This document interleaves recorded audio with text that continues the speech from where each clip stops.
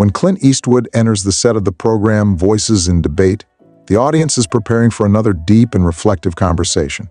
But James Holloway isn't there for a philosophical chat. He's there for confrontation. Known for baffling his guests with sharp provocations, Holloway sees Clint's golden lion necklace as an opportunity, a symbol to be dissected, a belief to be challenged. But as Clint settles into his chair, something changes. The power dynamic, which seemed so obvious at the start, begins to invert. Holloway leans forward, ready to strike. What he doesn't know is that, at the end of this interview, it won't be Clint who will be speechless. It will be him, and the whole world will be watching.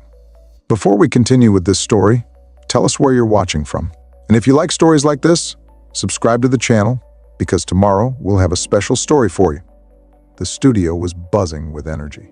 Bright lights illuminated the modern stage, decorated with LED panels that flashed in shades of blue and gold, reflecting the show's sophisticated identity. The audience murmured eagerly, waiting for what was to come. Voices in Debate was a renowned talk show, famous for its incisive approach and its host, a man whose reputation for confronting his guests made him both fascinating and feared. At the center of the stage, James Holloway was adjusting his tie with a discreet smile. Tall, with meticulously combed silver hair and piercing eyes, he was a master of provocation. His specialty? Pushing his guests out of their comfort zone, forcing them to reveal truths they would rather keep hidden. The show's opening theme echoed through the speakers, and a wave of applause filled the studio. The camera moved closer to Holloway, who spread his arms in a rehearsed theatrical gesture. "Ladies and gentlemen, welcome to another edition of Voices in Debate." His voice was firm and full of confidence, dominating the atmosphere with ease. The program where we explore truths, deconstruct narratives, and put great minds to the test. The audience reacted enthusiastically. Every week, Vozes Debate brought in influential figures, politicians, intellectuals, celebrities, and put them at the center of conversations that often made headlines the next day. But today's guest had a special weight. He wasn't a controversial politician or a star, involved in scandals.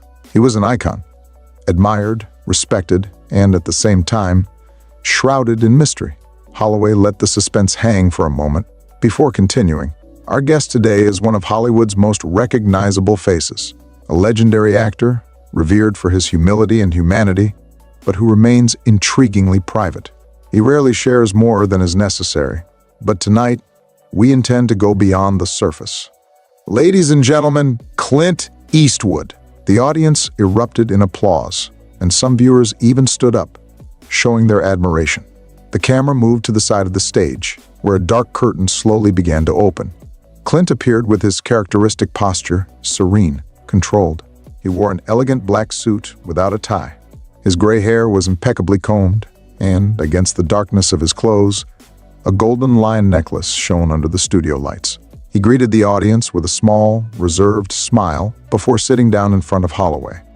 He crossed his legs in a relaxed manner, showing total tranquility in the face of the expectations that filled the room.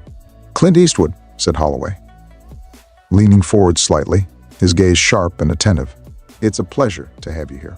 "It's my pleasure, James," replied Clint, his voice calm but firm. The presenter studied his guest for a moment, like a chess player assessing his first move. "You have a reputation as one of the most respected guys in Hollywood, a real enigma, always polite, always discreet, never involved in scandals.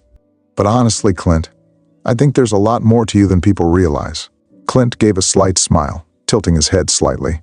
"I think we all have layers that we don't show to the world." "Absolutely," Holloway agreed, squinting his eyes slightly. "And that's exactly what we're here to explore." There was a brief, intentional pause. Then, Holloway made a subtle gesture towards the golden necklace shining on Clint's chest. "Now, tell me." He made a discreet movement with his hand towards the necklace. "You've never been very vocal about religion or faith, but here you are, wearing a very visible symbol." Clint's expression remained serene, but his fingers instinctively touched the golden lion, an unconscious gesture. The studio lights glowed softly, signaling the return of the commercial break. The audience, still murmuring in anticipation, awaited what would come next. The Voices in Debate logo glowed in the background as James Holloway leaned back in his chair, sporting a confident smile. and the sharp gaze of someone who believed he was in control. That was his favorite moment. The moment when he took his guests apart, broke down their defenses, and forced them into uncomfortable territory. "Right, we're back," announced Holloway, twirling a pen between his fingers with an almost dismissive air. He looked at Clint Eastwood like a predator studying its prey. "Before the break, I asked you a simple question, Clint. What does this necklace mean to you?" The studio fell silent. Some spectators leaned back in their chairs, anxious to see how Clint would handle the pressure. The actor ran his fingers over the golden line, turning it gently between his hands. His expression was calm, his posture unchanged.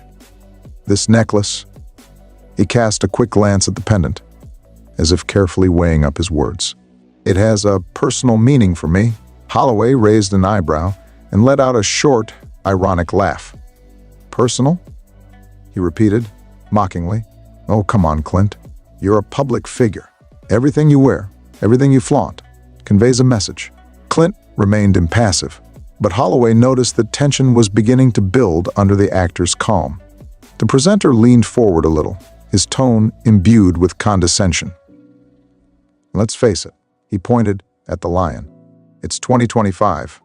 The world has changed. People have changed. And yet, here you are." His fingers pointed directly at the pendant, displaying an old-fashioned symbol. The provocation was direct. The audience tensed, sensing the growing hostility in Holloway's words. But Clint's gaze remained fixed, unwavering. "Old-fashioned?" Holloway smiled, pressing the confrontation even further. "Yes, old-fashioned. Religion, faith, belief in invisible forces." He made a dismissive gesture with his hand. "I'm not a religious man, Clint. I believe in reason, in progress. And frankly, I'm surprised that someone like you, modern, advanced, intelligent, still clings to something so backward." He gave a low chuckle, shaking his head, as if Clint were a child who hadn't outgrown fairy tales. "Look, I understand when ignorant people, without access to knowledge, turn to faith. But you," Holloway raised an eyebrow, his eyes shining with obvious arrogance. "You've traveled the world, gotten to know different cultures. I expected more from you." It was an insult disguised as false erudition. Some in the audience giggled nervously at Holloway's audacity, while others squirmed uncomfortably. Clint, however, didn't react. He didn't move. He didn't look away. He didn't cringe under the weight of the presenter's words. He just watched Holloway with a calm, unchanging intensity. And then, finally, he spoke. "Interesting, James." His voice was firm, carrying a subtext of quiet strength. "You talk as if faith and intelligence were opposites." Holloway snorted, shaking his head. "Oh, come on, Clint. Be honest. How many wars have been fought in the name of this lion you use? How many people have been persecuted, killed, condemned because of this symbol?" Clint ran his thumb over the pendant, his gaze unchanged. "Do you want to debate history, or do you want to debate my necklace?" The audience's reaction was immediate. A collective murmur of surprise ran through the studio. Holloway squeezed his eyes shut, slightly irritated. He wasn't used to being confronted so openly. He forced a laugh, but his fingers subtly squeezed the back of his chair. "Right." His tone now carried a slightly disguised irritation. "So, let's simplify. Are you using this lion as a statement? As a message to the world?" It was a trap. If Clint said yes, Holloway could accuse him of promoting a religious agenda. If he said no, he would look hypocritical for displaying a symbol without defending it. But once again, Clint didn't fall into this trap. Instead, he tilted his head slightly, studying his presenter, and then he replied, "Are you wearing that expensive watch on your wrist as a statement, James? As a message to the world?" A moment of silence. One more second. The audience erupted in laughter. Clint had turned the tables with total ease. Holloway clenched his jaw for a second, but quickly pulled himself together. He wasn't used to losing control like that. Clint wasn't defending himself. He wasn't reacting with frustration or anger. He was just using the same tactics as Holloway against him, and the audience was noticing. But Holloway wasn't going to let control slip so easily. He leaned forward, reducing his tone slightly, making it more incisive, almost threatening. "Right, Clint, let's be direct. In a world driven by science, evolution, and technology, Do you really believe that this symbol on your chest still has a place? The provocation wasn't subtle now. It was a direct challenge. The audience held its breath. Clint opened his lips, ready to answer. And just at that moment, the show's theme song began to play. Commercial break. Holloway smiled victoriously and turned to the camera. Let's take a quick break, everyone. But believe me, this conversation is far from over. The show's music echoed through the studio again, and the lights changed slightly, indicating the return after the break. James Holloway adjusted his tie and interlaced his fingers, flashing a smug smile. He believed he had Clint cornered. And we're back, ladies and gentlemen. His voice exuded the satisfaction of someone who already considered himself the winner. He turned to the camera, keeping the audience's attention. Before the break, we left one question hanging in the air. A question that I believe everyone wants answered. He turned to Clint, his eyes sharp, waiting for a moment's hesitation, a misstep. But Clint Eastwood didn't hesitate. On the contrary, he leaned forward slightly, calm, firm, with an enigmatic glint in his eyes. James, if you don't mind, can I ask you a question? Holloway blinked, surprised by the sudden turn in roles. Of course. He smiled, albeit with a slight tone of irony in his voice. Clint studied him for a moment before speaking. What do you think evolution is? Holloway narrowed his eyes, as if trying to anticipate a trap. Oh, go on, Clint. Evolution is progress. It's growth. It's leaving behind outdated beliefs and moving towards a world guided by reason. Clint nodded slowly, as if pondering the answer. So, for you, evolution means abandoning everything that can't be measured in a laboratory? Holloway let out a dry laugh. Well, he spread his hands. If something can't be proven, then it's just an idea, right? Clint held his gaze, patient but unwavering. What about love? Holloway blinked. What about love? He asked, bewildered. Love. Clint's voice remained calm. Can you measure love, James? A murmur went through the audience. Some spectators crossed their arms, confused by the direction of the conversation. Holloway snorted, but this time a slight discomfort appeared on his face. I'm not sure I understand. Clint's voice remained steady. Does love exist? Holloway let out an impatient sigh. Of course it does. But have you ever proved it scientifically? Have you ever held love in your hands? Have you put it under a microscope? The silence in the studio was absolute. For a brief moment, Holloway's expression changed. He realized where Clint was taking the conversation. Oh, no, no, no. He waved his hand, letting out a forced laugh. You're not going to compare religion with love? I'm not comparing. Clint's gaze remained firm. I'm asking, if something can't be proven scientifically, does that mean it has no value? The audience held its breath. Clint didn't raise his voice. He didn't change his expression, but his words carried a weight that filled the studio. James, you talk about faith as if it were a chain that imprisons people. But what if, for some, it's a bridge? What if, for me, this lion is not a symbol of control, but of freedom? Holloway opened his mouth to reply, but Clint continued before he could interrupt. You mentioned wars, persecution.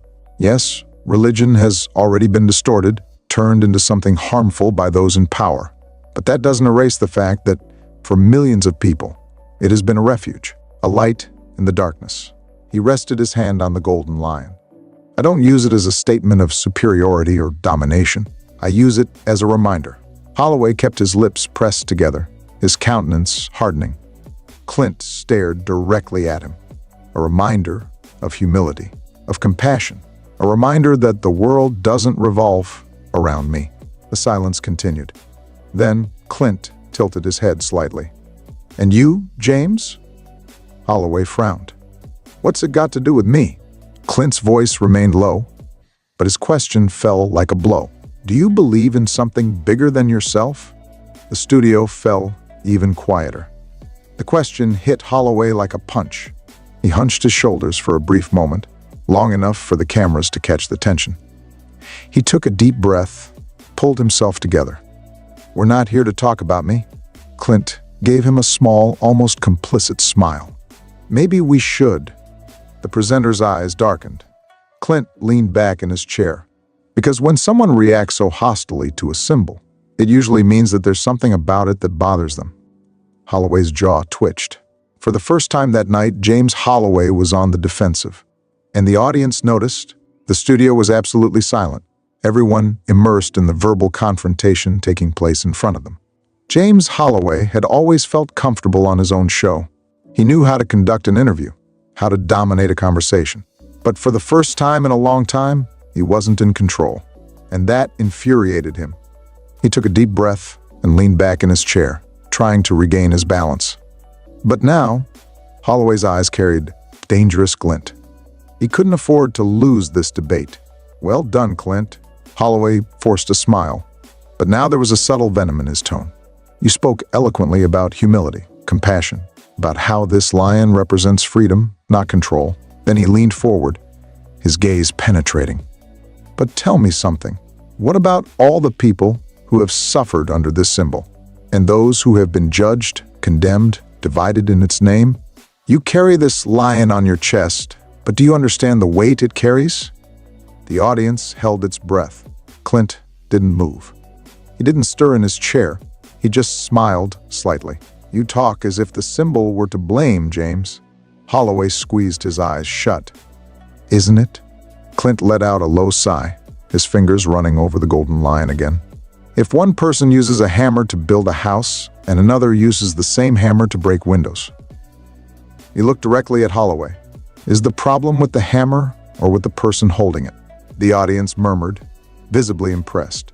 Holloway's face tightened. "Good metaphor, Clint." He shook his head, trying to disguise his frustration.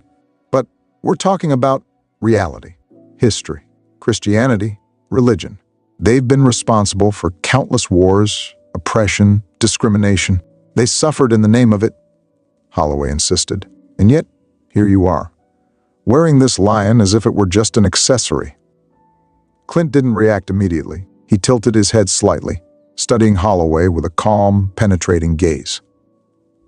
"James, do you believe in justice?" Holloway frowned. "Of course I do." Clint nodded slowly, as if reflecting. "And yet, how many injustices have been committed in the name of justice?" There was a pause. The audience began to stir, sensing the change in tone. Holloway blinked, suspicious. "Where are you going with this?" Clint's voice remained serene, firm, unwavering. "People have done terrible things in the name of justice, but that doesn't mean that justice itself is a bad thing. It means that even the purest ideals can be corrupted." He allowed the words to sink in before continuing. "It's the same with faith." Holloway's jaw twitched. Clint leaned forward slightly, keeping his gaze fixed on the presenter. "If some people have used faith as a weapon, the problem isn't with the faith. It's in the hands that wielded it." A murmur reverberated through the studio. Clint's words fell like thunder. Holloway forced a laugh. "So you're saying that faith is innocent? That religion bears no responsibility for the damage it has caused?" Clint shook his head. "I'm saying that faith is like fire. It can heat a house or burn it down, but fire itself is neither good nor bad. It depends on how people use it." Another break. Holloway pressed his lips together, clearly feeling the tide turning against him. For the first time that night, he didn't have an answer ready. Clint watched him for a moment, then added softly, "Maybe the real question isn't what faith did. Maybe the real question is, why does it bother you so much?" The impact was immediate. The audience tensed. This time, it wasn't the anxious silence of before, but something deeper, heavier. James Holloway, the man who had built his career on dominating debates, taking guests apart with contradictions and uncertainties, was now on the defensive. And he hated it. Clint Eastwood had turned the tables. The audience felt it. Holloway felt it. But he would never admit it. He forced a laugh, adjusted his tie, and leaned back slightly in his chair, trying to regain the illusion of control. "You're smart, Clint. I'll give you that." His voice maintained its composure, but his fingers gripped the back of the chair tighter. "You turned the question against me. Good trick, but let's be clear. This isn't about me." Clint's face remained impassive. His posture was still relaxed, as if he had all the time in the world. "Isn't it?" Holloway snorted, shaking his head. I'm not the guy sitting here displaying a religious symbol. I'm not the guy promoting a belief system to millions of people. Clint raised an eyebrow. Promoting? Holloway gestured towards the golden lion hanging from Clint's chest. Call it what you like.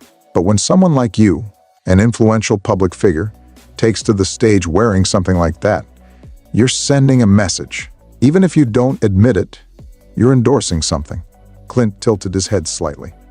So if someone wears a rainbow flag, they're also endorsing something?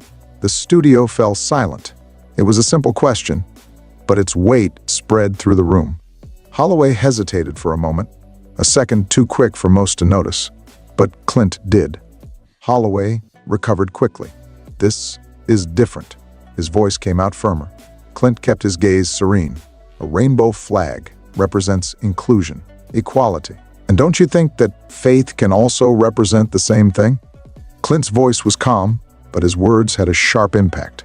The audience leaned forward, absorbing every moment. Holloway's jaw dropped. Faith has already been used to exclude, Clint, to justify hatred. You can't deny that. Clint nodded slowly. Just like governments, so have ideologies. Just like science, virtually every belief system in history has been used as a weapon at some point. He paused briefly before concluding. And yet, we don't erase them completely. We refine them. We learn. We evolve. He looked directly at Holloway. So why is faith the only thing you think should be erased? The studio became even more tense. The audience noticed the change. James Holloway was losing ground, and for the first time that night, he knew it. He needed to regain control. Right. Let's put philosophy aside and talk about reality. Holloway leaned forward, his tone now sharper. Do you really believe that in the modern world, with all the knowledge and advances we've made, people still need faith? Clint didn't hesitate. Yes, a simple and firm answer. Holloway squeezed his eyes shut. Why? Clint inhaled slowly, choosing his words carefully. Because logic alone doesn't fill the human soul. The audience fell silent. Clint continued, his voice calm but unwavering. We live in the information age. We can explain the stars, cure diseases, connect instantly with anyone, anywhere. He paused. And yet, we've never been lonelier, more anxious, more lost. Clint looked at Holloway. The answers we find are no substitute for the meaning we seek. Holloway leaned back slightly, his expression indecipherable. So you're saying that faith gives meaning to people's lives? Clint nodded. For some, yes. For me, yes. And I think it deserves respect, even if it doesn't for you. Holloway let out a sigh, shaking his head. Respect. That's an interesting word, because there are those who say that religion has done more harm than good. Clint didn't reply immediately. He just acknowledged the statement with a small nod. Some would say that. Holloway's eyes lit up. He felt an opening. What would you say to them? Clint's gaze remained steady. His answer came softly, but loaded with meaning. I would say that pain is not exclusive to faith. Human beings are flawed, James. We make mistakes. We correct mistakes. But if we focus only on what was done wrong, we ignore everything that was done right. Love, hope, kindness. All of these also came from faith. But faith lived by those who understand its true meaning, and not by those who distort it. The studio was plunged into absolute silence. For the first time, Holloway had no answer. His lips compressed into a thin line. The moment dragged on, and everyone in the audience noticed. James Holloway, the master of provocation, was out of answers, out of options. For the first time in a long time, he didn't have a counter-argument. He had lost. The weight of silence in the studio was unlike any before. James Holloway, always the dominant force in any conversation, now found himself sitting in front of Clint Eastwood, visibly defeated. For the first time in his career, there was nothing to say. And the audience noticed. A realization began to spread through the studio. This wasn't just an interview. It was a change. Clint remained motionless, serene, his presence as solid as an anchor in the middle of a storm. Then a sound broke the silence. First, a single round of applause, then another, and suddenly, the entire studio rose to its feet in an unexpected ovation. The sound filled the room, reverberating off the studio walls. Clint Eastwood hadn't just responded to the attacks. He had disarmed each one with calm and conviction. James Holloway, still sitting, still processing, looked at the cameras. He could see the headlines forming in real time. He had lost, and he knew it. Forcing a forced smile, Holloway choked, trying to keep his composure. "Well, Clint," his voice carried a slight trace of hesitation. "I have to admit, I didn't expect this conversation to take this turn." Clint's eyes remained calm, understanding, but not surrendering. "Conversations often reveal more than we plan, James." Holloway drummed his fingers on the back of his chair, a nervous tick. "That's true." He laughed softly, but without genuine humor. "I think now is the time to thank you for your thoughts and your time." Clint nodded. "It's been a pleasure," and from the way he said it, genuine but firm, it was clear. This wasn't a victory Clint was looking for, but it was still a victory. The world was watching. Within minutes of the episode being broadcast, excerpts from the interview flooded social media. Clint Eastwood's name dominated the trending topics: memes, reaction videos, analysis.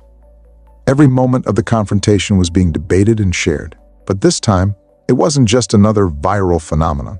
It was a change in perception. James Holloway was alone in his dressing room, watching the impact unfold before his eyes. The interview was everywhere. Newspapers, talk shows, commentators. Everyone was echoing the conversation. Some called the moment the night Holloway met his match. Others labeled it the most important fight of the year.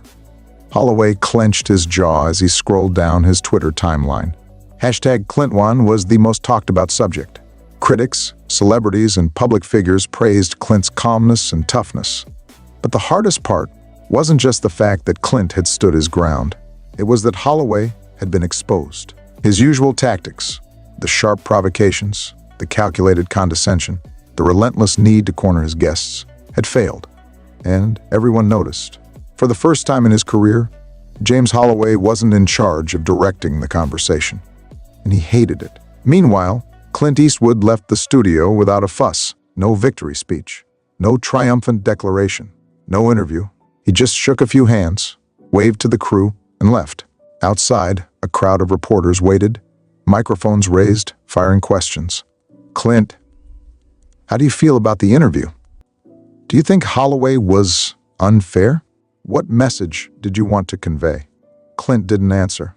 He just smiled softly, got into his car, and disappeared into the night. His silence spoke louder than any answer could.